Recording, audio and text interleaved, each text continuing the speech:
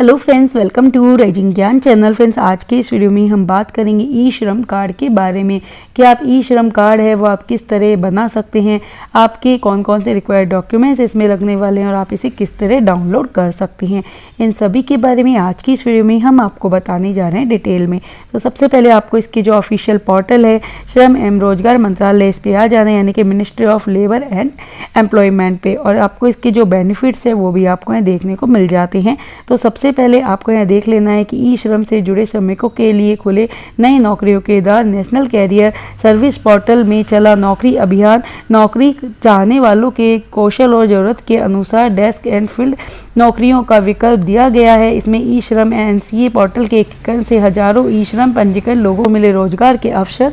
तो इसमें सबसे पहले आपको इसके ऑफिशियल जो पोर्टल है उस पर आप आ जाएंगे। तो सबसे पहले हमें एक छोटी सी रिक्वेस्ट है कि अगर आपने अभी तक हमारे चैनल को सब्सक्राइब नहीं किया है तो प्लीज़ आप हमारे चैनल को सब्सक्राइब कीजिए, बेल आइकन दबाइए, वीडियो को लाइक कीजिए, शेयर कीजिए, जिससे आने वाली सारी न्यू अपडेट्स आपको मिलती रहे। तो फ्रेंड्स, सबसे पहले हम इसके जो ऑफिशियल पोर्टल है इस पर यहाँ आ गए हैं। इसका जो ऑफिशियल पोर्टल है आप यहाँ देख सकते हैं। तो सबसे पहले आपको यहाँ सेल्फ रजिस्ट्रेशन करना होगा। तो इसके लिए आपको यहाँ पे इन्फॉर्मेशन दी हुई है कि आधार कार्ड नंबर आपके पास होना चाहिए, आपका जो आधार है वो आपके मोबाइल नंबर से अटैच होना चाहिए, और आपकी जो एज है वो 16 से 59 ईयर आपके यहाँ होनी चाहिए। तो इसमें आपके ये रिक्वायर्ड डॉक्यूमेंट्स यहाँ बताए गए हैं। तो सबसे पहले आपको सेल्फ रजिस्ट्रेशन करने के लिए जो आपका मोबाइल नंबर है जो आधार से लिंक है उसको आपको यहाँ एंटर करना होगा। तो सबसे पहले आपका जो आधार से लिंक मोबाइल नंबर उसकी आप एंट्री करेंगे, कैप्चर कोड दिया है वो आप एंटर कर लेंगे। इसके बाद आपको यहाँ कहा गया है कि आप यहाँ पे EPFO से अगर आप यहाँ पे हैं तो आपको यस करना होगा, अगर आप नहीं हैं सिंपली आप नो करेंगे। इसके बाद आपको कहा गया है ESC से अगर आप हैं एम्प्लॉय तो आपको यस नो यहाँ करना होगा, नहीं तो आप नो करेंगे। एंड आपको सेंड OTP करना होगा। सेंड OTP करने के बाद अब आपको यहाँ सबसे पहले आपको जो OTP आया है उसकी आप एंट्री करेंगे एंड आप सबमिट यहाँ कर देंगे। जब आप यहाँ सबमिट कर देंगे इसके बाद अब आपको यहाँ पे आपका जो आधार कार्ड नंबर है उसकी आपको यहाँ एंट्री करनी होगी, 4 डिजिट आपको करनी है। इसके बाद आपको 3 ऑप्शन यहाँ मिलते हैं, आप जिस भी ऑप्शन से चाहें उससे आप OTP जैसे है तो OTP से आप यहाँ करेंगे। उसके बाद कैप्चर कोड भरेंगे, कैप्चर कोड भरने के वेरीफाई आप यहाँ कर देंगे और सबमिट आप करेंगे। फिर सबमिट करने के बाद आपको जो आपके मोबाइल पे OTP आया है उसकी आपको एंट्री करनी होगी। जब आप यहाँ पे आपके OTP की एंट्री कर देंगे उसके बाद वैलिडेट आपको यहाँ पे एंटर करना होगा। यहाँ आपको OTP एंटर करने के बाद ये वैलिडेट आ जाएगा। इसके बाद आपको इन स्टेप में जो आपका फॉर्म है वो आपको यहाँ भरना होगा। तो आपको यहाँ पे सबसे पहले continue to enter other detail है, इस पर क्लिक करना होगा फॉर्म भरने के लिए। आप यहाँ एंटर करेंगे। इसके बाद आपको सबसे पहले यहाँ पे आपका जो भी ईमेल आईडी है वो वैलिड ईमेल आईडी डालनी होगी। आपका मेडिकल स्टेटस है वो आप यहाँ डालेंगे, आपका जो भी फादर नेम है डालेंगे, आपका जो भी मदर नेम है उसकी आप एंट्री करेंगे, आपका जो भी यहाँ सोशल कैटेगरी है वो आप यहाँ एंटर करेंगे, यानी कि आपकी जो भी कैटेगरी में आते हैं वो आप डालेंगे। आपका ब्लड ग्रुप अगर आपको पता है तो उसकी आप एंट्री कर सकते हैं, नहीं पता तो आप इसे ब्लैंक छोड़ देंगे। उसके बाद आपकी डिसेबिलिटी है तो वो आप एंटर करेंगे, नहीं है तो आप यहाँ सिंपली नो कर देंगे। इसके बाद आप यहाँ पे नॉमिनीज जो डिटेल है वो आप डालेंगे। तो आपका जो भी नॉमिनीज का नेम है वो आप यहाँ डाल देंगे, आपकी नॉमिनीज का जो बर्थ है वो आप यहाँ एंटर करेंगे। इसका जेंडर है, जेंडर आप सेलेक्ट करेंगे, आपका उससे रिलेशनशिप क्या है, आप मैरिड है तो आपकी वाइफ का नाम, और अगर आप अनमैरिड है आपके फादर का नाम डालेंगे, आपका नॉमिनीज एड्रेस डालेंगे, मोबाइल नंबर आप यहाँ एंटर कर देंगे। सारी डिटेल जब आप यहाँ एंटर कर देंगे उसके बाद आपको सेव एंड कंटिन्यू पे क्लिक कर देना है।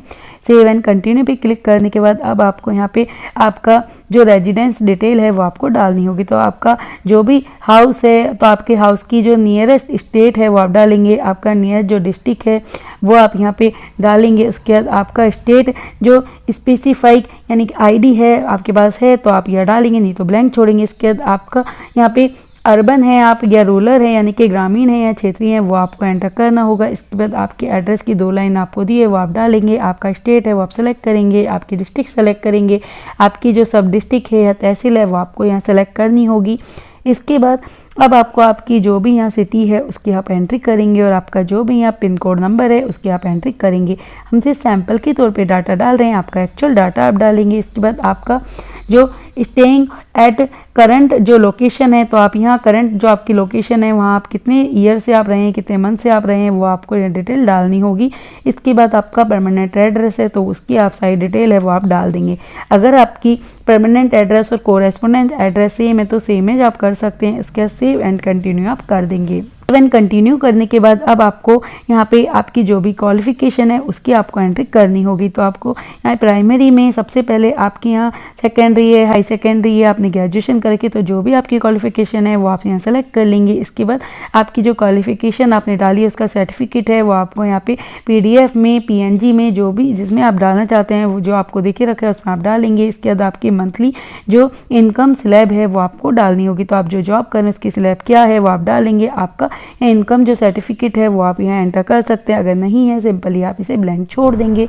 इसके बाद आपको सेव एंड कंटिन्यू आपको यहाँ करना होगा। सेव एंड कंटिन्यू करने के बाद अब आपको यहाँ पे आपकी जो अदर डिटेल है वो आपको एंटर करनी होगी। तो ऑक्यूपेशन जो स्केल है तो आप यहाँ पे ओला में काम करते हैं, जोमेटो में काम करते हैं, उबर में काम करते हैं, जिसमें करते हैं आप यस करेंगे, नहीं करते हैं नो करेंगे। अगर आपके यहाँ पे प्राइमरी ऑक्यूपेशन है तो उसकी आपके यहाँ पे देखे रखा है कि आप यहाँ पे मैकेनिकल या ऑटोमोबाइल में आप वर्क करते हैं या आप यहाँ पे ऑटोमोबाइल या ट्रांसपोर्टेशन में काम करते हैं, तो जो उसमें भी आप वर्क करते हैं तो उसकी आपको यहाँ पे आपका जो ऑक्यूपेशन है और उसकी आपकी जो स्केल है वो आपको लिस्ट देखने को मिल जाती है। इनमें से आप जो भी वर्क करते हैं लिस्ट में आपकी जो इसमें आप काम करते हैं वो आप एंटर अपने अकॉर्डिंग यहाँ कर देंगे। इसके बाद आपको यहाँ पे वर्क एक्सपीरियंस है वो आपको कितने टाइम का है वो आप यहाँ डाल देंगे। आपकी जो सेकंड ऑक्यूपेशन है वो आप यहाँ अगर है तो आप एंटर करेंगे। उसके बाद ऑक्यूपेशन जो सर्टिफिकेट है वो आपको ब्राउजर पे जाके आपको इसे अपलोड कर देना है, नहीं है सिंपली आप छोड़ देंगे। इसके बाद